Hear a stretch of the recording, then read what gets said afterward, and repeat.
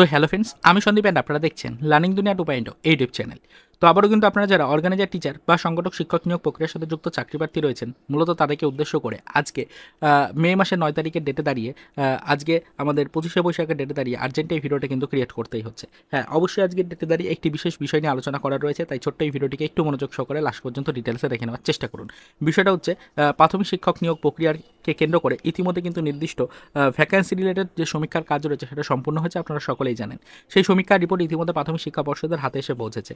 এবার একটা মেন প্রশ্ন থাকছে যে 2025 শিক্ষাবর্ষ পর্যন্ত কতটুকু ভ্যাকেন্সি আদৌ রয়েছে প্রাথমিক শিক্ষা পর্ষদের হাতে, আর 2022-এর টেট পাস চাকরিপ্রার্থীরা যে 50,000 শূন্যপদে ভ্যাকেন্সি প্রকাশের যে দাবি জানাচ্ছে বারংবার করে ইন্টারভিউ নোটিফিকেশন প্রকাশের সময়, সেই দাবি কতটা মান্যতা পেতে পারে, এই বিষয়গুলো নিয়ে কিন্তু একাধিক প্রশ্ন উঠছে চাকরিপ্রার্থীদের মধ্য থেকে। আপনারা বারংবার প্রশ্ন করছেন যে রাজ্যের হাতে ঠিক কতটুকু ভ্যাকেন্সি রয়েছে, আর সত্যিই 50,000 শূন্যপদে 2022-এর টেট পাস চাকরিপ্রার্থীরা আগামীতে সেই ভ্যাকেন্সি নিয়ে নোটিফিকেশন পাবে কিনা।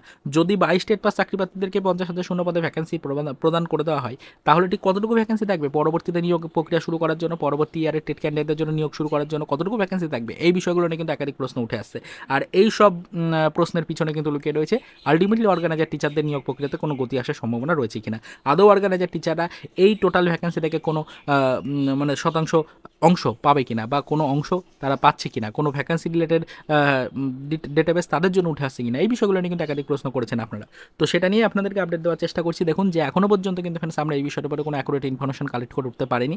বিভিন্ন সোশ্যাল মিডিয়া সাইট থেকে একবার এক এক ধরনের তথ্য কিন্তু প্রোভাইড করা হচ্ছে। কখনো বলা হচ্ছে 22 টেট পাস চাকরিপ্রার্থীদের ভ্যাকেন্সিতে 50,000 শূন্যপদের সম্ভাবনা রয়েছে, আবার কখনো বলা হচ্ছে যে 22 টেট পাস চাকরিপ্রার্থীদের ভ্যাকেন্সি প্রকাশের সময় সেখানে 12 থেকে 13,000-এর বেশি শূন্যপদ বরাদ্দ থাকবে না। তো সব মিলিয়ে একটা টালমাটাল পরিস্থিতি চলছে।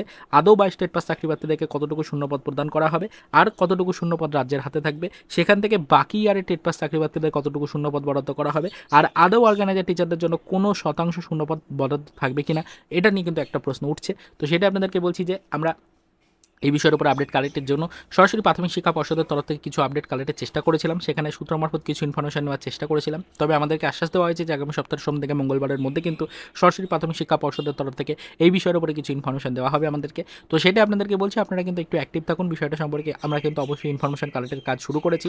আমরা আশা রাখছি যে আগামী সপ্তাহের মোটামুটি সোম থেকে মঙ্গলবারের মধ্যে এই বিষয়ের উপরে কিছু ইনফরমেশন কিন্তু আমরা কালেক্ট করতে পারবো। যদি সত্যি এই বিষয়ের উপরে কোনো ইনফরমেশন কালেক্ট করা যায়, তাহলে আলটিমেটলি পরবর্তীতে ভ্যাকেন্সি রিলেটেড যে জল্পনা তৈরি হয়েছে সেটা কিন্তু টোটালি ক্লিয়ার হয়ে যাবে, এবং চাকরি প্রার্থীদের নিয়োগে আগামীতে কোনো সম্ভাবনা থাকছে কিনা সেটা কিন্তু পরিষ্কার হয়ে যাবে।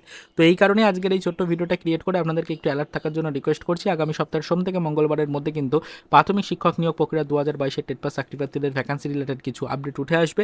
তার পাশাপাশি অবশ্যই কিন্তু টোটাল 2025 শিক্ষাবর্ষ পর্যন্ত কতটুকু ভ্যাকেন্সি বরাদ্দ রয়েছে প্রাথমিক শিক্ষা পর্ষদের হাতে, সেটা কিন্তু পরিষ্কার হয়ে যাবে। তাই আমরা এই বিষয়ের উপরে দীর্ঘদিন ধরে আপডেট কালেক্টের চেষ্টা করেও সেরকম কোনো সুফল পাচ্ছি না বলে আপনাদেরকে বারংবার রিকোয়েস্ট করছি যে আগামী সপ্তাহের সোম থেকে মঙ্গলবারের ডেটটাকে একটু ফোকাসে রাখবেন, কেননা এই দুটো ডেটের মধ্যে আবারও নতুন করে কিছু তথ্য কিন্তু উঠে আসার সম্ভাবনা থাকছে চূড়ান্ত পর্যায়ে।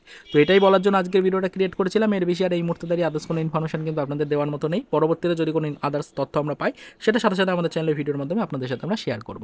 তো চলুন দেখা হবে নেক্সট ভিডিওতে পরবর্তীতে আদার্স কোনো অফিসিয়াল আপডেটের সাথে।